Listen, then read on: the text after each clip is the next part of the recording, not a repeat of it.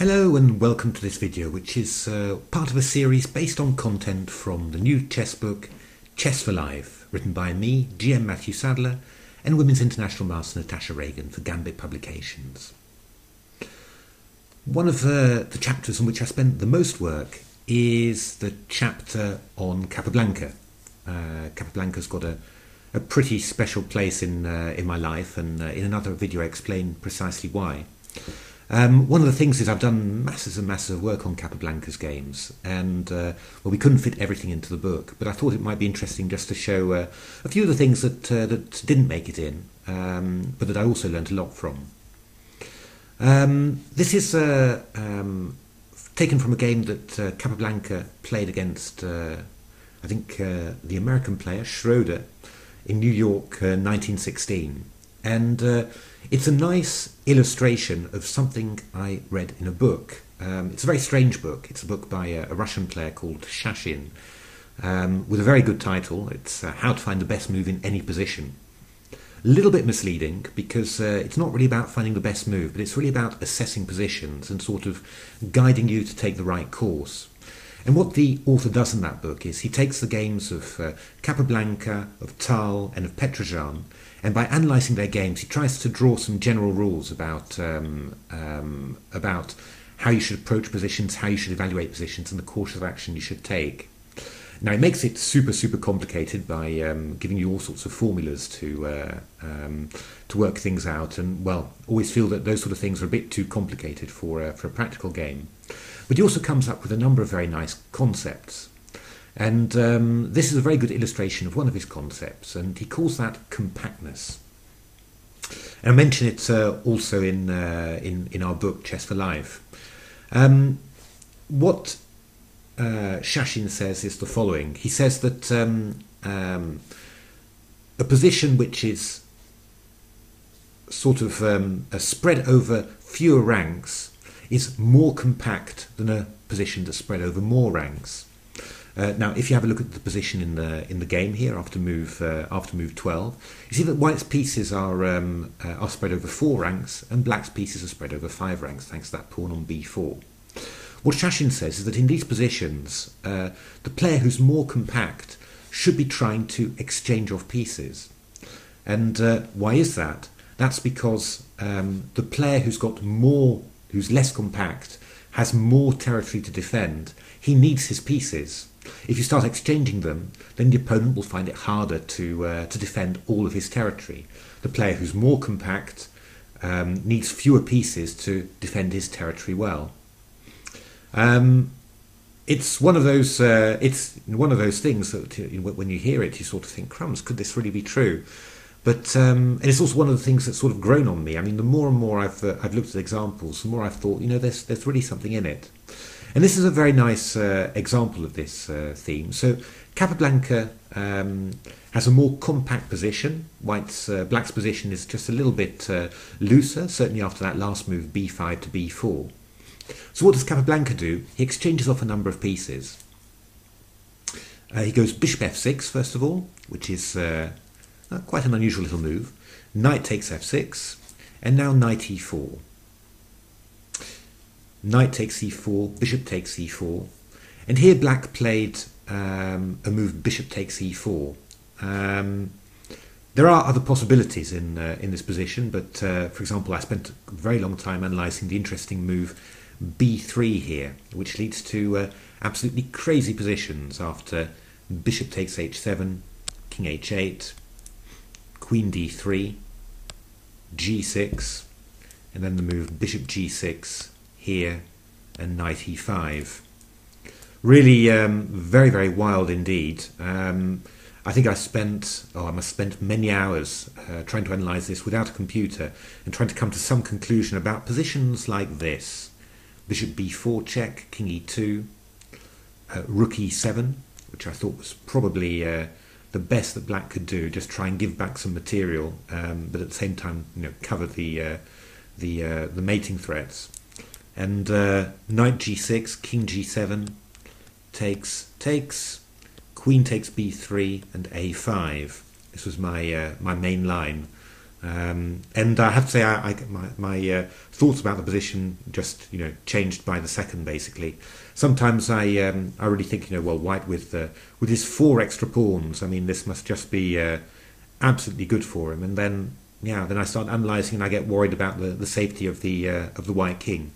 It's a fantastic position. I mean, the computer quite likes white, but he doesn't say that it's completely winning. He just gives it a 0.8, which well, I don't know. I mean, I'm not quite sure what that all means in practical terms. But anyway, that was quite a nice, sharp little attempt. In the game, Black didn't do that. He just went along with the exchange of pieces. And well, if you have a look at this position, you can really see what Shashin means. If you now take a look at all the weaknesses that Black has got, this weakness on c6, weakness is a lovely square on c4 for a white piece. The c pawn is backwards. You really think, if Black had a few more pieces, for example, a knight on d7, he'd be able to play c5 very easily without any problems. And now, if he wants to play c5, he's got to rely on loads of tactics just to achieve it. Whereas white, I mean, he's got fewer pieces, but well, he's just less exposed than Black. So Black's going to find it very hard to actually get at white's position. How did the game continue? The game was actually very, very interesting. I'll just show you just briefly. Again, it's one of those positions which I spent an awful lot of time analysing. Just very interesting to do this. Capablanca went b3, which is well, keeping things sort of tight and together. Might also have considered just playing c6 and trying to keep his pass c pawn. But he had a very specific idea, which was to play knight g5. And here, once again, you see, I mean, Black's been trying to repair his weaknesses a little bit, get rid of his backward c pawn. But he's having to do an awful lot of things, and well, now that his bishop's been distracted from the king's side, white's attacking more weak bits in Black's position. Black's just having a hard time keeping his whole position together. It's just a bit too big for the pieces that he's got. And that's all due to the fact that Capablanca's exchanged an awful lot of them. So the best move in this position was g6, which was actually the very first position that I analysed in this game. I assumed that in this position there'd be something decisive. In actual fact, there isn't, which is quite amazing. One of the things that I got very excited about was the idea of playing queen h4, h5, and then knight takes f7. And this is quite sneaky because after king takes f7, I go queen f4 check. And then Black's only move to avoid losing his bishop on c5 is to go back here to g8. When I go queen g5, bishop b6, queen takes g6, and then king h8.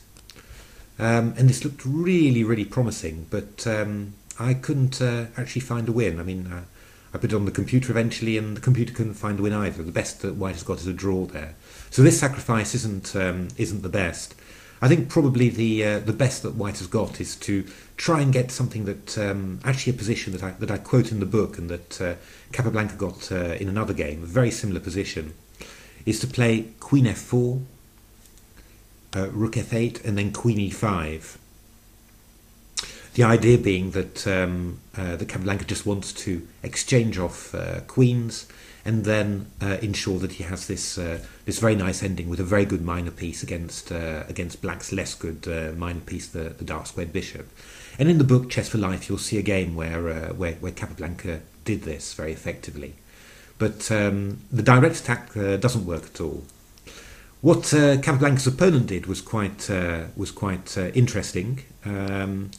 He played the move h6, really asking Capablanca to show what he's made of, and Capablanca, well, did his best. King f8. Here actually Capablanca made a mistake, but it was still superbly dangerous what he did in actual fact. There's something that's been known now for many, many years. Capablanca actually had the very nice idea. He could have gone knight e4, bishop b6, knight d6, attacking the rook on e8.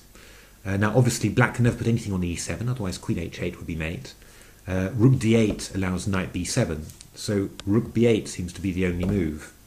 And now, well, just take a couple of seconds, just see whether you can spot the nice idea. It's all about the square e7. White can actually play knight c8. And he's threatening queen to h8 mate. And if black takes on c8, then rook takes, queen h8. Picks up the rook on c8, winning the exchange. Capablanca didn't spot that, or maybe he thought he had something even stronger. What he did was very strong indeed. He played queen h8 check.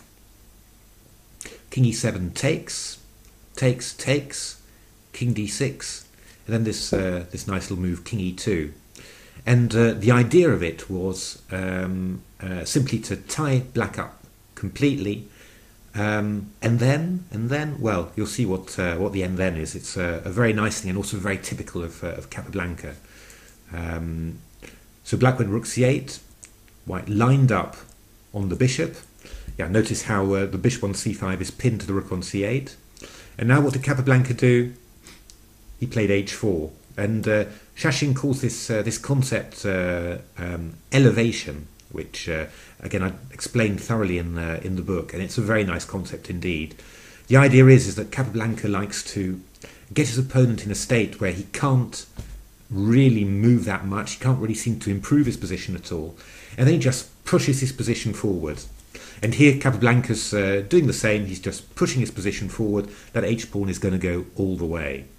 Well, in the game, the opponent didn't fancy waiting for that h-pawn to reach h7 and gave himself some more weaknesses. And Capablanca rounded it off with a little combination there. Rook takes c5, queen d6 check wins just on the spot.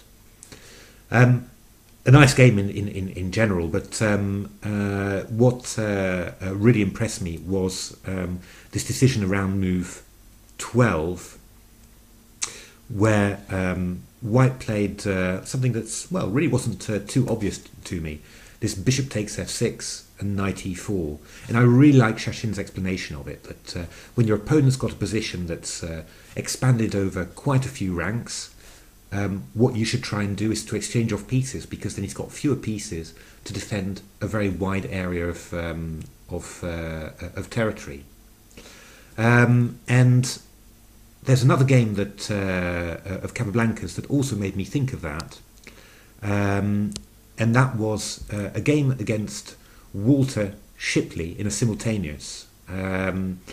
It's also a game that's quoted in Irving Chernev's book of Capablanca's Great Endings, and it made a nice impression on me.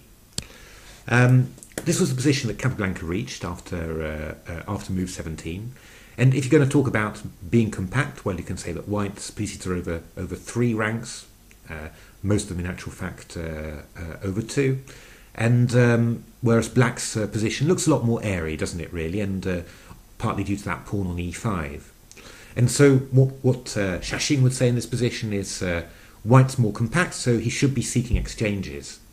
And the fewer pieces that black has, the less well he'll be able to defend all of his exposed territory. And this is, well, if you just look at what actually happened in the game, you'll see that this is, well, almost a perfect illustration for me, because Capablanca goes about exchanging all of the pieces, and then black has only got his king to defend the rest of his territory. And, well, as you can imagine, that just isn't enough. Capablanca expands his position continually,